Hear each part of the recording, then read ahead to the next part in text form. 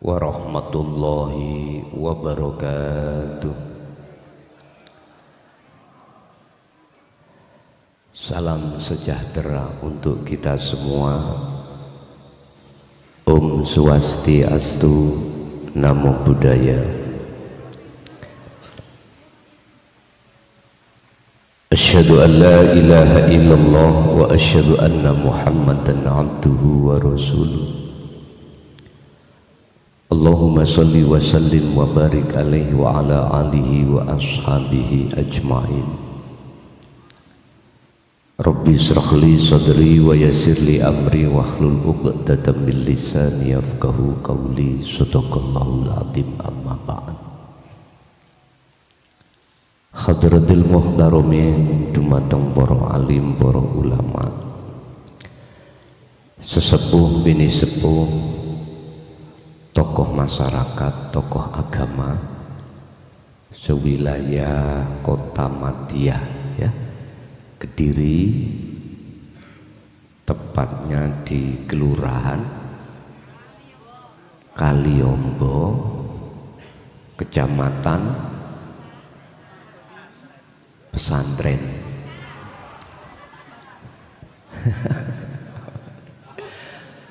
Pun jamaah hadirin undangan, baik yang di majelis maupun yang di luar, kulluhum ajma'in rahimakumullah. Semoga senantiasa mendapatkan hidayah dari Tuhan Yang Maha Esa. Tidak ada kata yang pantas dalam kesempatan malam hari ini kecuali rasa syukur kami ing ngersa dalem Gusti Kang Maha Agung,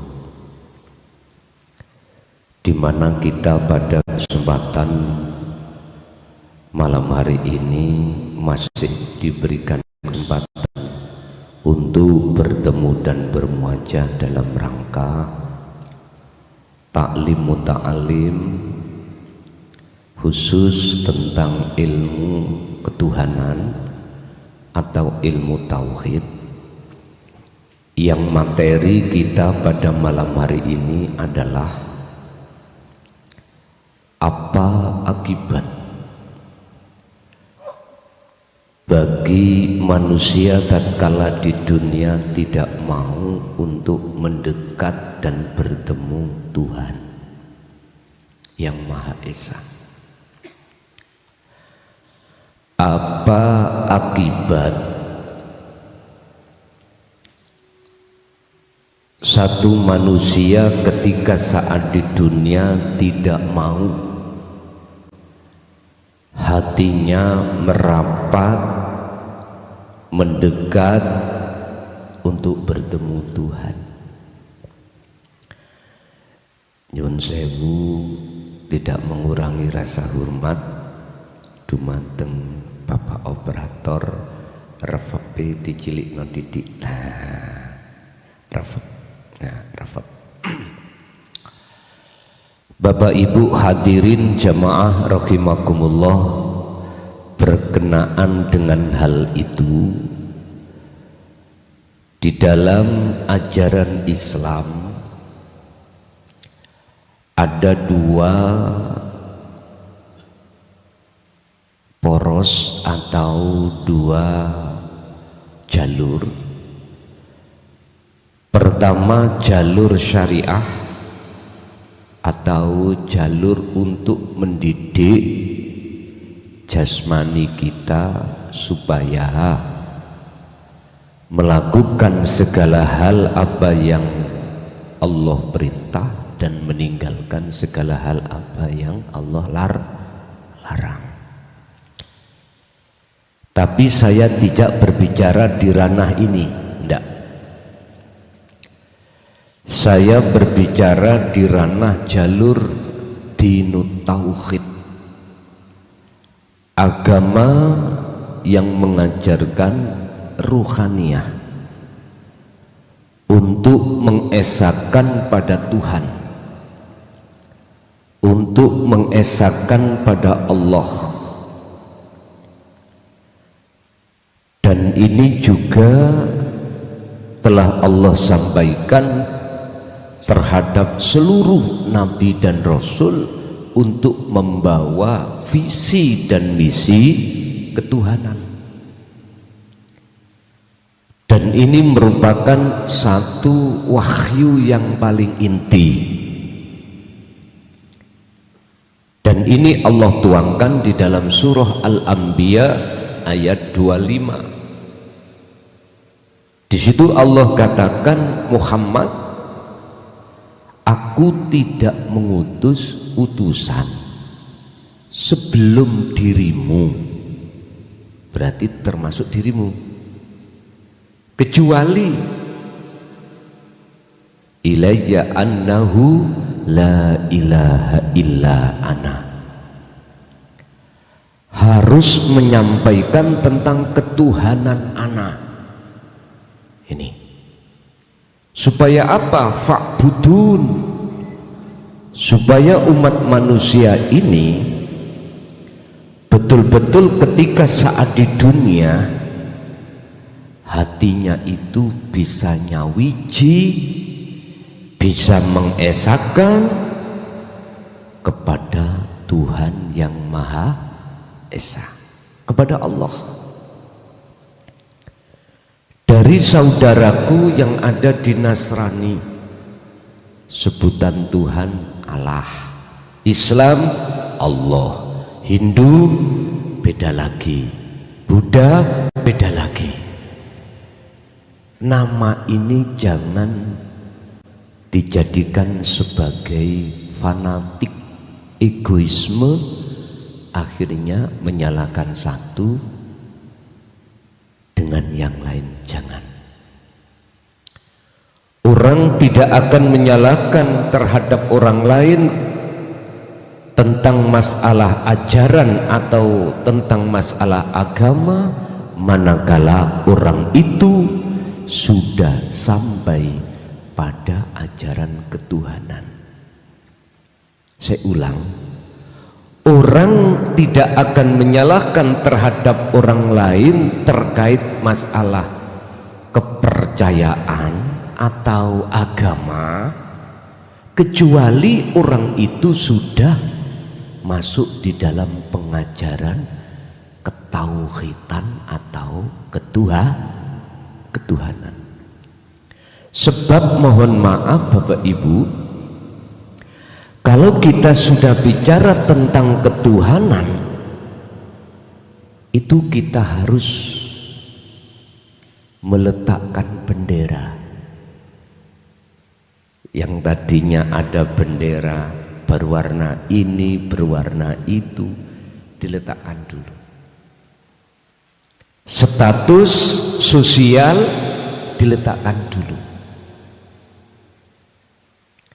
Baru ketika kita masuk di dalam pengajaran tauhid atau ketuhanan, bisa kita menerima. Sebab dengan ajaran tauhid ketuhanan inilah Anda akan bisa mengenal dalam diri Anda tentang nafsu, tentang diri Anda siapa. Oleh sebab itu Bapak Ibu, kami hadir di sini untuk mempersatukan umat manusia. Yang asalnya hati masih ada hasud, rasa benar sendiri, rasa pangkat sendiri, rasa kaya sendiri, rasa bisa sendiri. Ini nanti akan gengsir. Ini nanti dengan sendirinya akan sumeleh. Disitulah nanti jenengan akan menemukan kedamaian hidup yang hakiki. Disitulah nanti Anda akan menemukan satu kebahagiaan yang kekal. Sebab kebahagiaan yang hakiki, kebahagiaan yang kekal hanya satu: bertemu terhadap Tuhan yang Maha Esa. Sebelum kami masuk dalam pembahasan surat Al-Ankabut, Pak, ini di dalam Al-Quran membahas tentang materi kita. Surat Al-Ankabut ayat 21, 22, 23. 3 ayat. Tolong yang punya paketan dibuka.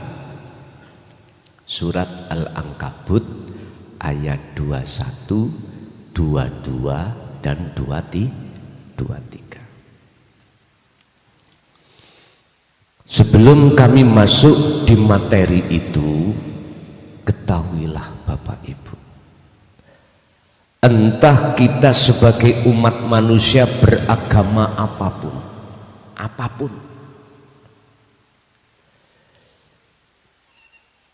manusia hatinya, jiwanya digolongkan 2.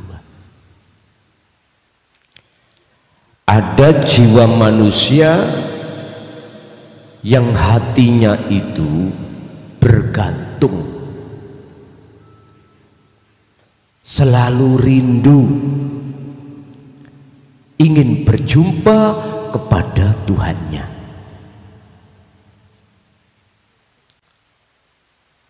Sehingga umat Islam yang hatinya seperti ini, dimanapun dia berada, fa'aina man tuwallu fathamma wajhullah, hatinya selalu ingat tentang ilahun wahid. Allah wujudnya adalah ilahun wahid, Tuhan yang Maha Esa, itu sangat dekat pada kita.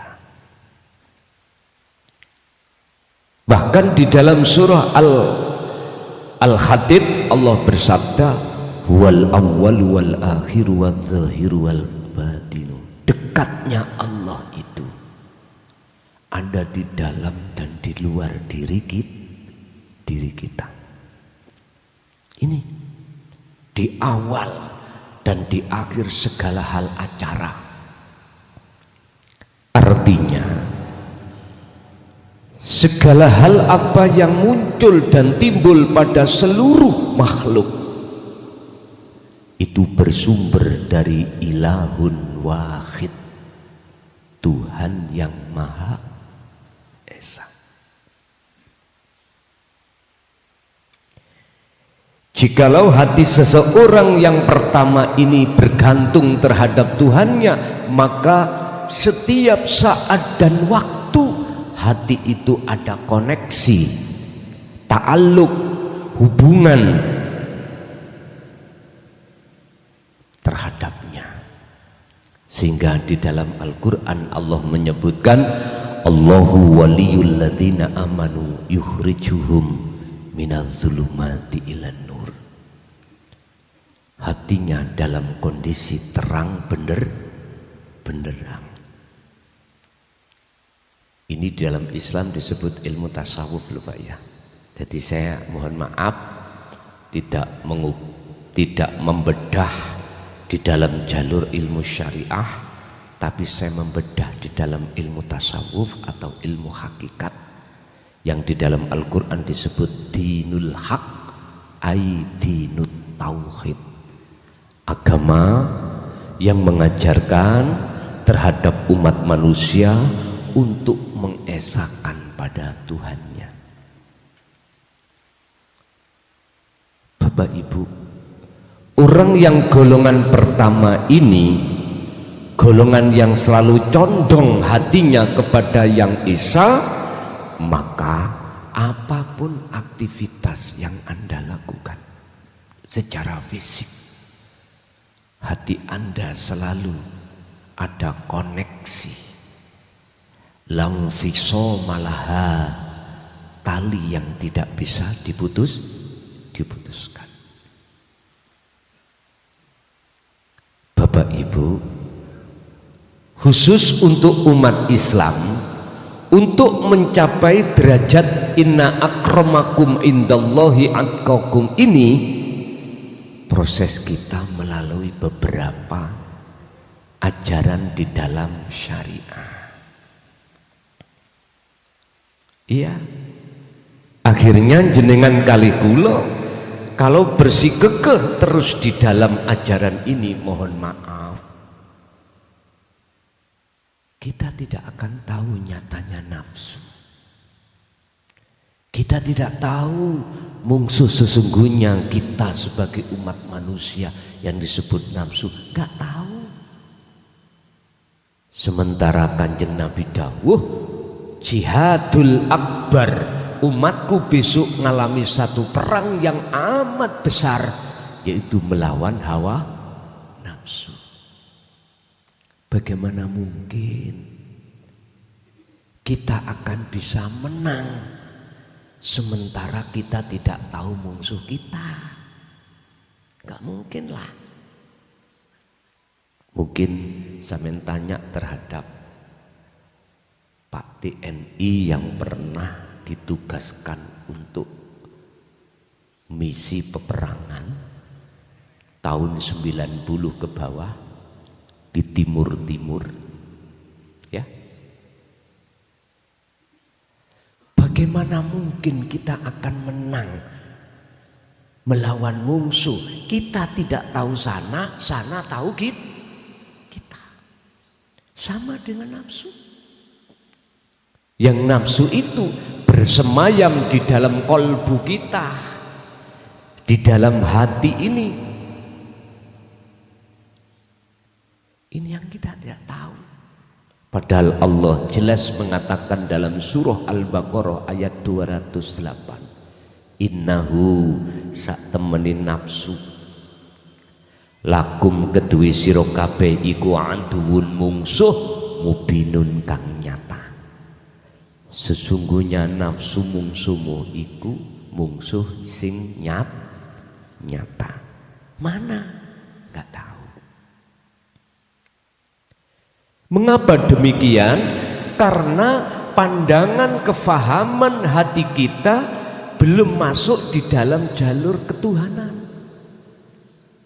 Kita masih muter-muter di dalam pengajaran jasmani, belum rohani. Masih syariat, belum hakikat. Padahal Allah katakan tentang Islam di dalam Al-Baqarah 208 tadi, udhulu, wahai orang-orang yang beriman, udhulu, mlebu sira kabeh fisilmi ing dalam agama Islam kafah hale sampurna. Kafah niki dadi hal niku wonten sahibul hali. Berarti keadaan kita umat Islam pada umumnya imannya itu belum ihsan. Iman kita masih campur baur. Ini mohon maaf, jangan salah paham, ya. Jangan salah paham.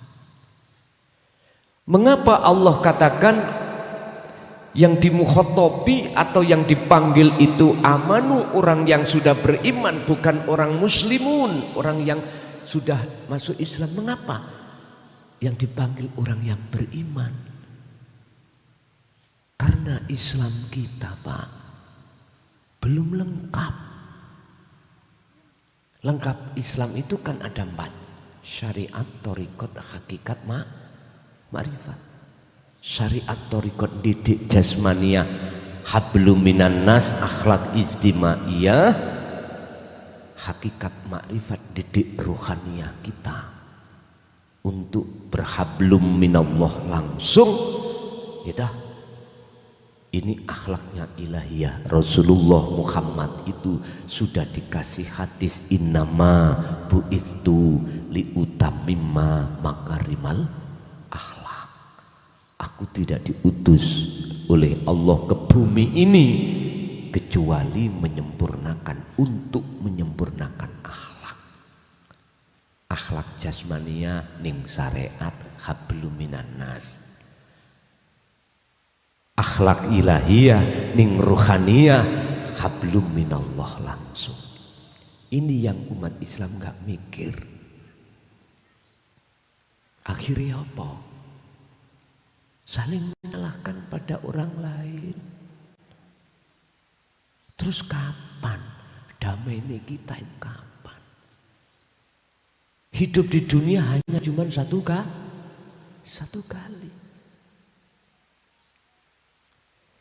Kita aja sama-sama Islam, manakala Islam kita masih secara jasmani masih lirik-lirian pada yang lain. Masih menyalahkan, membenarkan diri kita, menyalahkan orang lain. Ayolah kita sadar.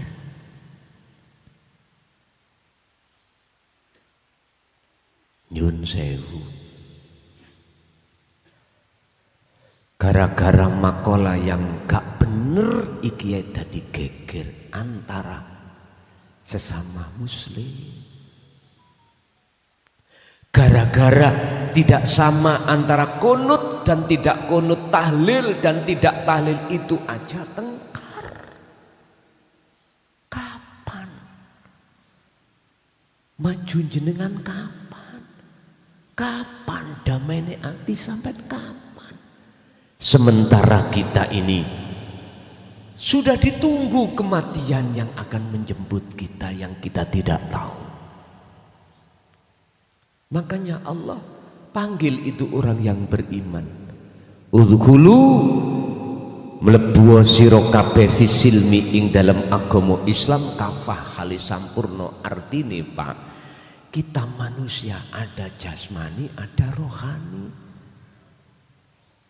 Didiklah jasmaniamu dengan hukum syariah dan didiklah rohaniahmu dengan hukum hakikat.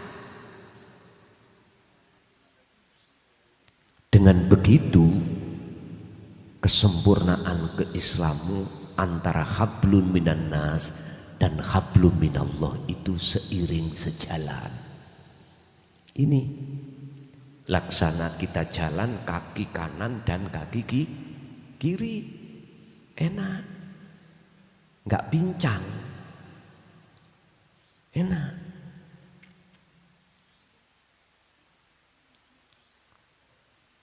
Bapak Ibu hadirin rahimakumullah. Terus bagaimana kita cara untuk menaikkan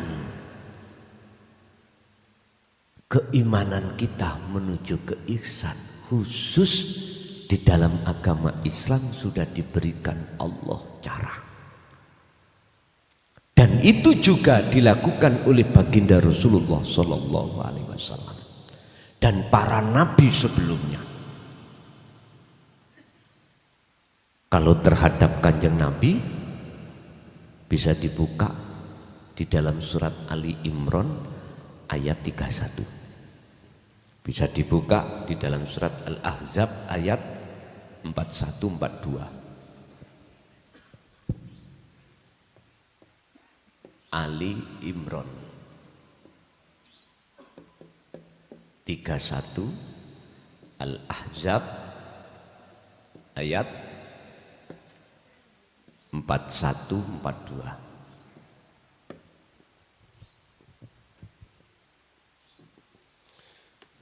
Dalam Ali Imran Allah katakan, kul in kuntum tuhibbunallaha fattabi'uni yuhibbukumullah. Muhammad dalam, jikalau umatmu, umat manusia ingin betul-betul mencintai aku, ini bukan Allah nama lo ya, ini yang dimaksud Allah adalah kul huwallahu ahad. Ahad, ahadnya, esanya, esa, bukan Allahnya tapi esanya. Walaupun di situ lafadznya itu in kuntum tuhibbunallah, Allah, maksudnya Allah itu ilahun wahid. Buka ning tafsir Jalalain, buka ning tafsir Munir, tafsir Mundir Ibnu Katsir, ilahun wahid. Berarti apa? Untuk seluruh umat manusia. agamamu apapun, silakan. Jikalau kau betul-betul ingin mencintai Tuhanmu dengan benar,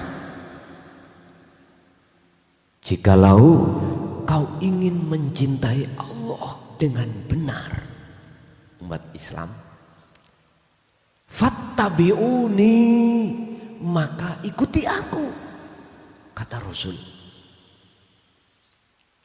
Kalau bahasa Tuhan, ikuti utusanku. Akhirnya Rasul mengatakan fattabi'uni, ikuti aku. Apa yang harus kita ikuti terhadap Rasul? Jelas sudah diajarkan oleh Tuhannya. Setiap nabi dan rasul syariatnya beda-beda. Ya. Yang syariatnya secara dikukuhkan untuk mendidik jasmani kita. Contoh umat Islam syariati sholat, berarti sing jungkar-jungkir jasmani. Hafidhu ala sholawat, Al-Baqarah 238. Jagalah sholat 5 waktu itu. Iki syariat. Berarti dilakukan secara jasmani. Tapi ayatnya gak berhenti di situ. Ada wawu ataf. Wassolatil wusta. Ruhmu harus juga ikut sholat. Ini. Kalau bahasa seluruh agama, jikalau dirimu ingin betul-betul mencintai Tuhanmu dengan benar, maka ikuti Rasulmu.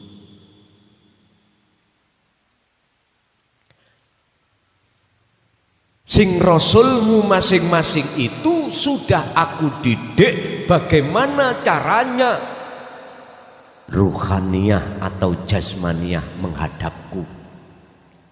Yang syariati dewi-dewi. Nek wong Islam syariati nang masjid. Nek saudara Nasrani syariati dohiri nang gereja. Nek saudaraku di Hindu Buddha nang ke pundi? Wihara. Situ ya apa? Pura. Leres ya? Silakan. Iku jasmani. Ingat, innallaha la yanduru ila suwarikum wa amwalikum.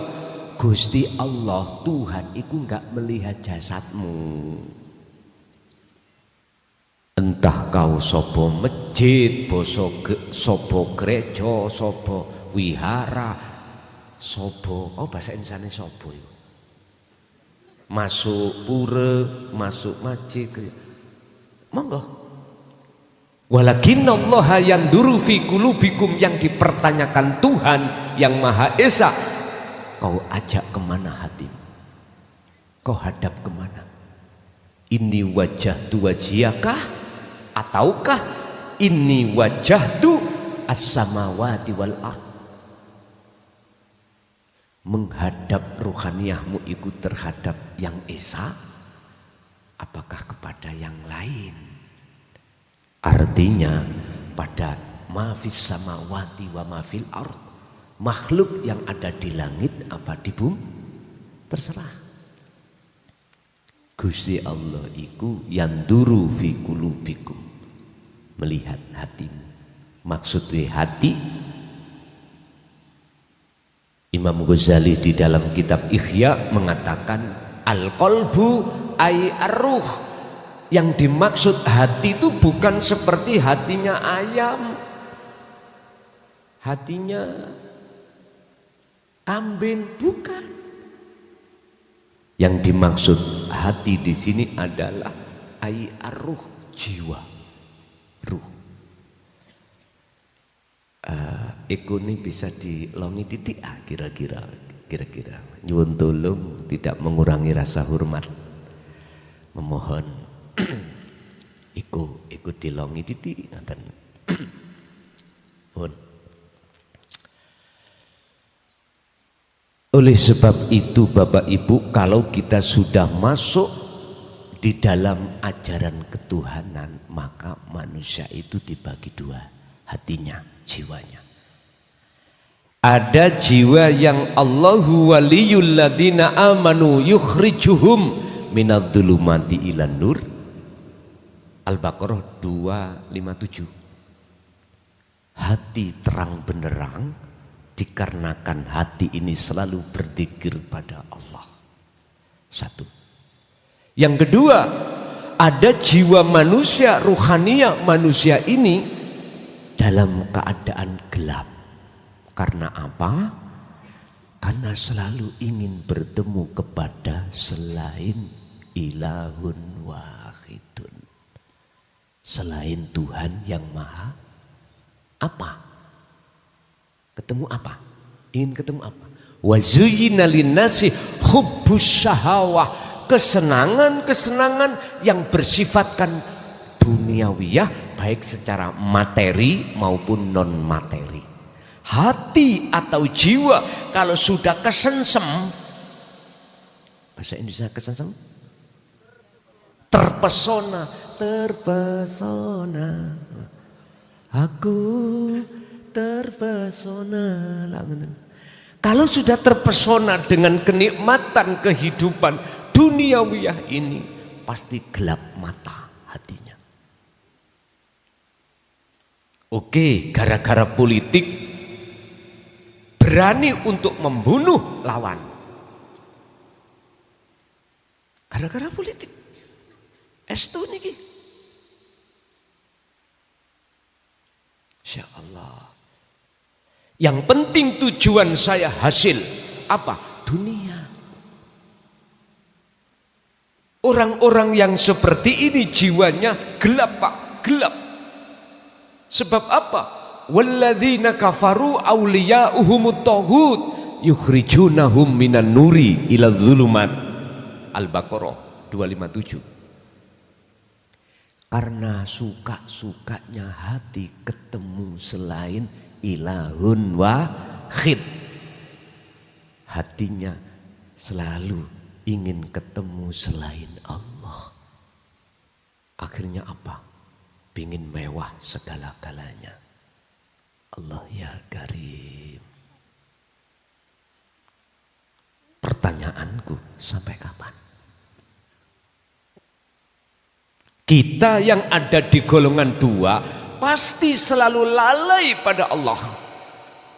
Jangankan di luar sholat, di dalam sholat pun kita lalai. Allahu Akbar. Misalnya, sing dingen-ngene ngati apa Pak? Ibu mau tukaran sampai Pak gara-gara masake kasinen. Meniku yang mlebu nang ati. Nggih napa mboten? Iki persoalannya kalau kita ada golongan dua. Insya Allah.